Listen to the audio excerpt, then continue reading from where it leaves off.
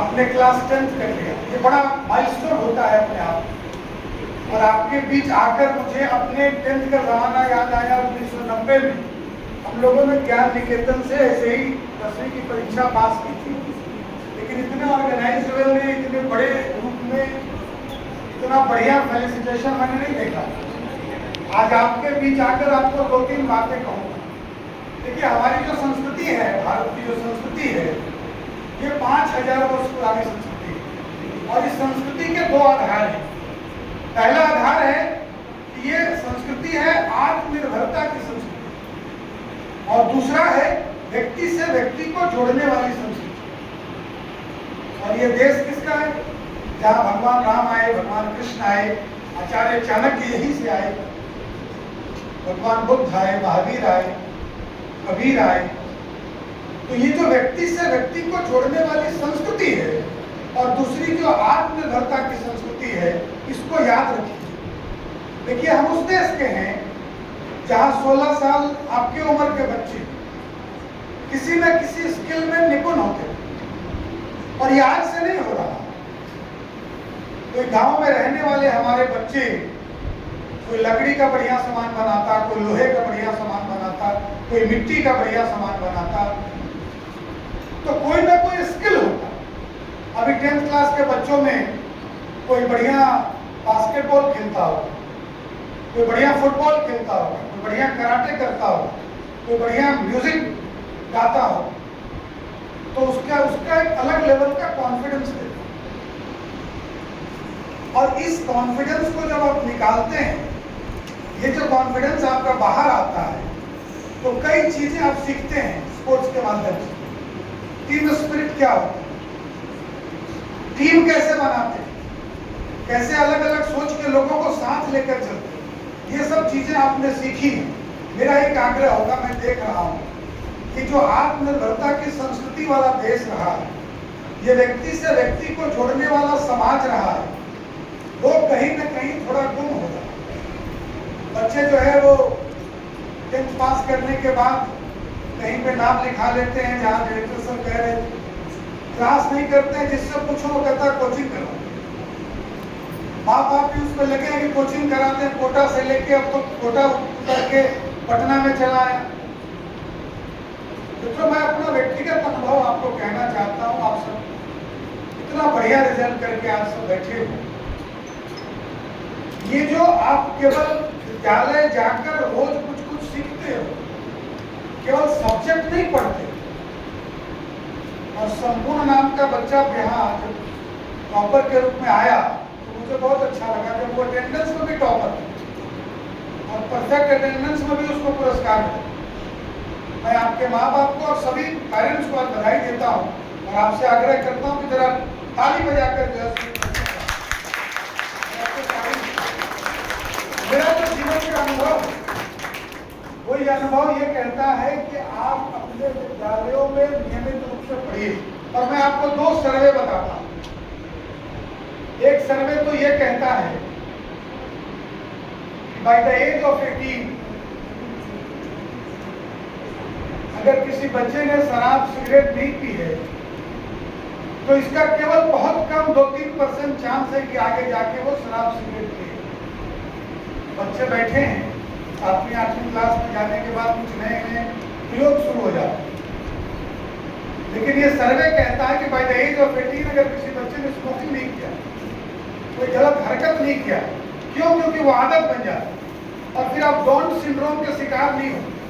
ये down syndrome भी जल्दी जल्दी आपको बता देता हूँ कैसे हम अनजाने में बच्चों को डाउन सिंड्रोम का शिकार बनाते हैं। जैसे क्या है, छोटा बच्चा, एक छोटी बिटिया स्कूल जाती है, और टीचर उससे पूछती है, शर्मिष्ठा मैम पूछती है कि बेटा आपका नाम क्या है?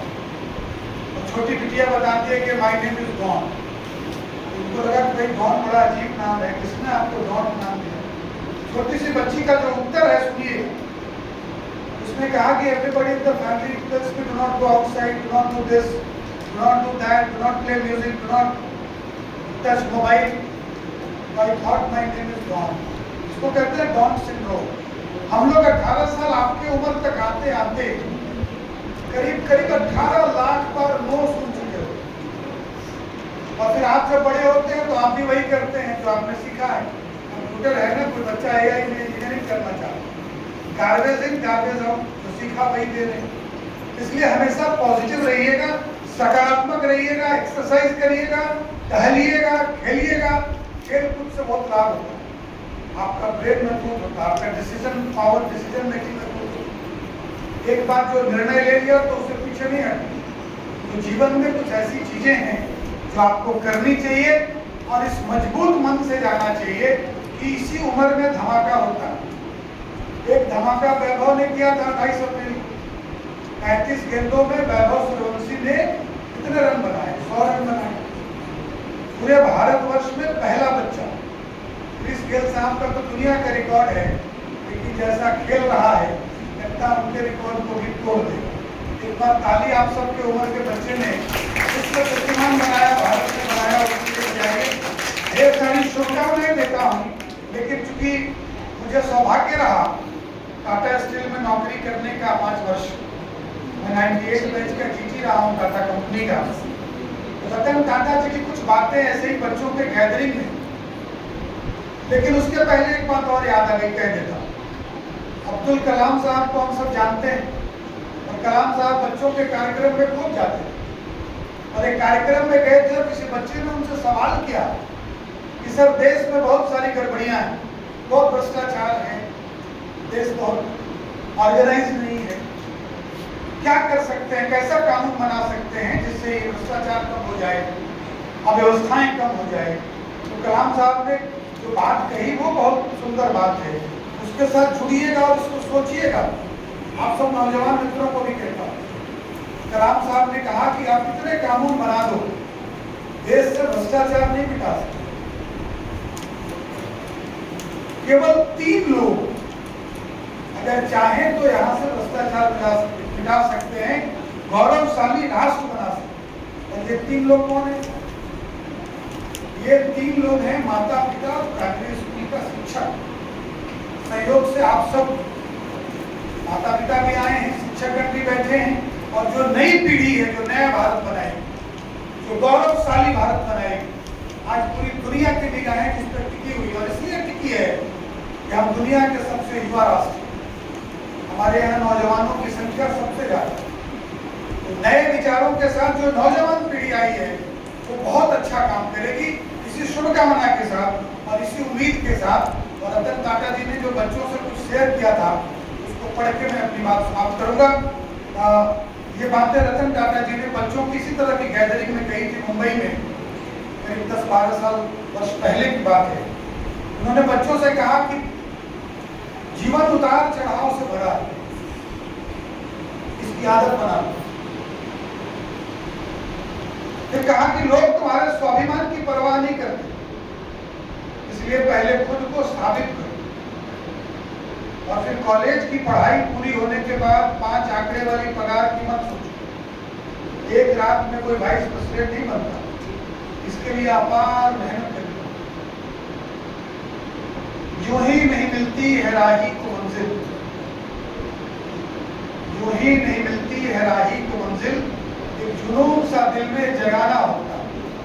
और पूछा जो चिड़िया से कैसे बना आसियाना, बोली भरनी पड़ती है उड़ान बार बार, तिनका तिनका उठाना होगा।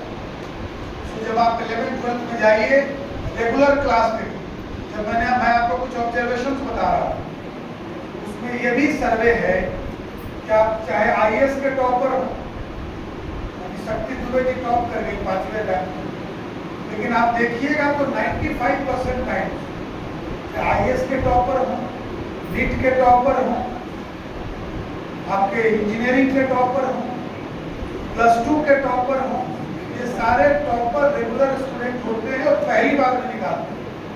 बाकियों का भी होता है, लेकिन सर्वे में 95% जो रेगुलर स्टूडेंट्स होते हैं वो टॉपर, ये सर्वे आया। फिर उन्होंने कहा कि याद रखिएगा, अभी आपके शिक्षक, टॉपर बच्चों को कह रहा हूँ कि अभी आपको अपने शिक्षक सख्त और डरावने लगते हो, क्योंकि अभी बाहर की दुनिया में आपको बॉस नामक प्राणी से पाला नहीं पड़ा। आपकी गलती, कहते हैं रतन टाटा जी की, तुम्हारी गलती सिर्फ तुम्हारी है तुम्हारी पराजय सिर्फ तुम्हारी है, किसी को दोष मत देना। गलती से सीखो और आगे बढ़ो।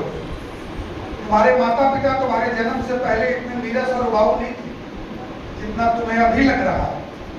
तुम्हारे पालन पोषण में उन्होंने इतना कष्ट उठाया है कि उनका स्वभाव बदल गया। सांत्वना पुरस्कार सिर्फ स्कूल में देखने को मिलता है। कुछ स्कूलों में तो पास होने तक परीक्षा दी जा सकती है, लेकिन बाहर की दुनिया के नियम अलग हैं। वहां हारने वाले को मौका नहीं मिलता। जीवन के स्कूल में कक्षाएं और वर्ग नहीं होते और वहां महीने भर की छुट्टी नहीं मिलती। आपको सिखाने के लिए कोई समय नहीं देता। यह सब आपको खुद करना पड़ता है। और टीवी का जीवन सही नहीं होता। टीवी और मोबाइल जोड़ना जरूरी है।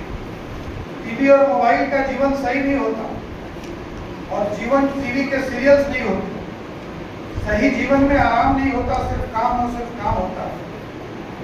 क्या आपने कभी आपके मन में ये विचार आया कि लग्जरी कार जैसे जगुआर, हमर, BMW, ऑडी, फरारी का किसी टीवी चैनल पर कोई ऐड नहीं आता, कोई विज्ञापन नहीं आता?